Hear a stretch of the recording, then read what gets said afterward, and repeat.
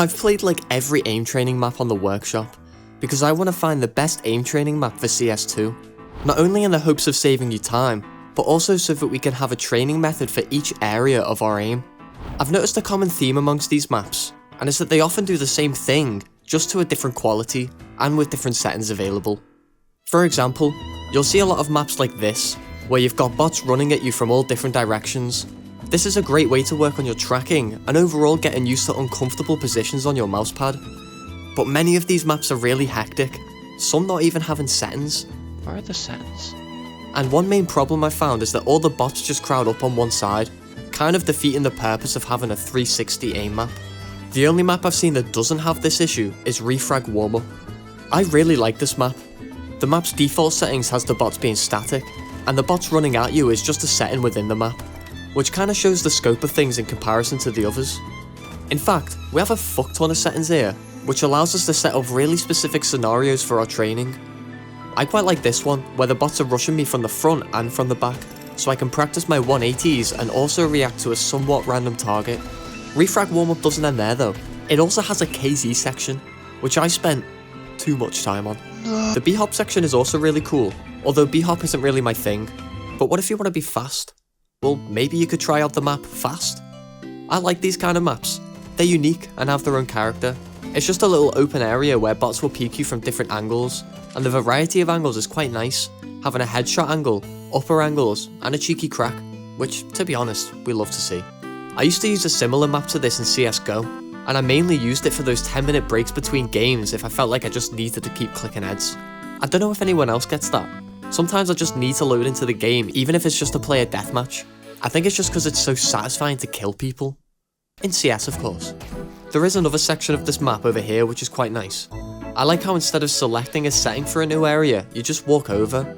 It adds that little bit of engagement in the map that makes it feel less boring, and since aim training is quite boring, I like it. And following the theme of a more sandbox map, Aim Dojo does this really well. Alongside having the classic tools available, this map also has a lot of Easter eggs, and it took me a while to spot this KZ area. I know we're here to train our aim, but I can't help but be a sucker for an exploratory map. But yeah, the bot area is great, with the addition of a sniper's nest. I can imagine this being good to practice a retake on A from heaven whilst on nuke. But the dot on the wall thingy is quite hard to see because of the colour and the lighting. I'd love to see a cheeky little update so we can change the colour of the dot, or even just add some more lights. But if you're looking for that classic dot on the wall aim training, then Aim Trini is definitely a map I'd recommend. This map cuts the bullshit and provides an excellent tool for practice. I followed this map for a couple of months now, and I can confirm that there's been constant updates, adding new settings, and even recently, a new area. This is my usual go-to map if I'm honest. I really appreciate the simplicity. I try and hop on and shoot for like 30 minutes or so each day, and I focus on having smooth and controlled movements. Being relaxed is key to good aim. Also, don't be afraid to go to the uncomfortable areas of your mousepad.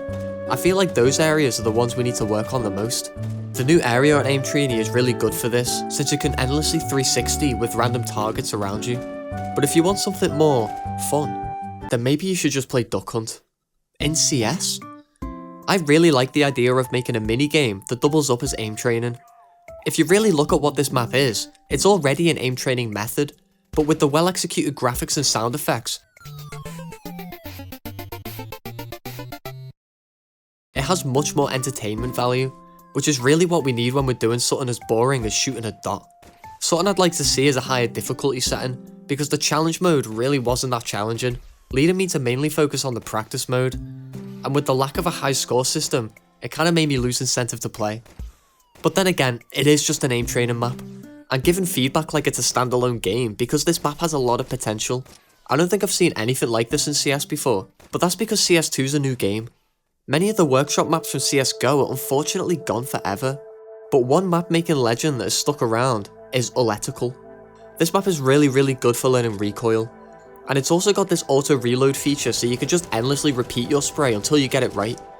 There's not really much else to say about this map other than it's really professionally made, and it seems like he's planning on expanding the map from these blocked off rooms here.